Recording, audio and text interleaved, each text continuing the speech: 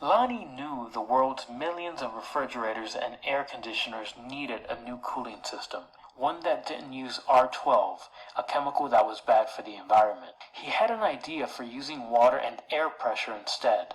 To test his idea, he made a pump and nozzle, connected them to the bathroom faucet, turned on the faucet, turned on the pump, and then, whoosh!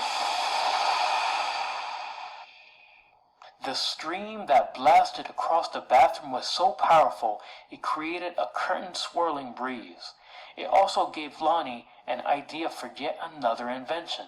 This, he thought, would make a great water gun. First he had to find or make the parts, including a pump small enough for a child to handle. Then he had to glue the parts together into a prototype, an early version with room for improvement. Finally, Lonnie tested his strange-looking squirt gun at a picnic. "Does it really work?" a man asked. "Sure," Lonnie said. "Want to see?" Lonnie worked the pump, which squeezed air into a chamber. When he pulled the trigger, the air escaped, forcing water out with a whoosh. For a water battle to be a fair fight, there couldn't be just one of Lonnie's water guns. He needed help making more. So he went to toy company after toy company after toy company. The word no flowed again and again, but finally one company said yes. It planned to make his water gun.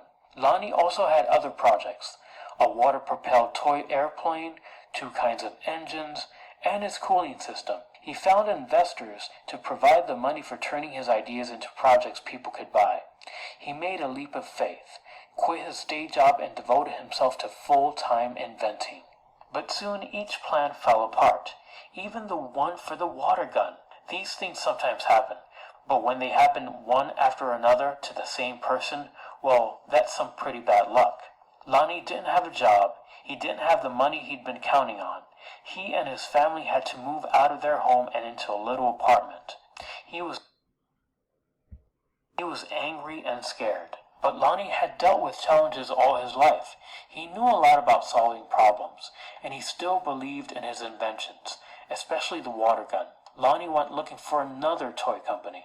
In 1989, he found a toy maker who was interested in seeing the water gun if Lonnie ever happened to be in Philadelphia. "But don't make a special trip," the guy said. Lonnie made a special trip. In his wife's suitcase, he carried a new prototype. He unpacked it, filled the tank with water, pumped the gun until the air pressure was good and high, and whoosh!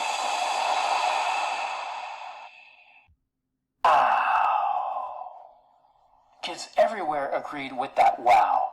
Lonnie's water gun, called the Super Soaker, became a smash hit. In no time, there were Super Soakers in backyards and on beaches, in parks and on playgrounds. Each sale of a Super Soaker put a little money into Lonnie's pocket. All those hours, all those years that Lonnie spent in his workshop had paid off big time. Now he could afford to do just about anything he wanted. So what did Lonnie do? He got a bigger workshop, which is where you'll find him today.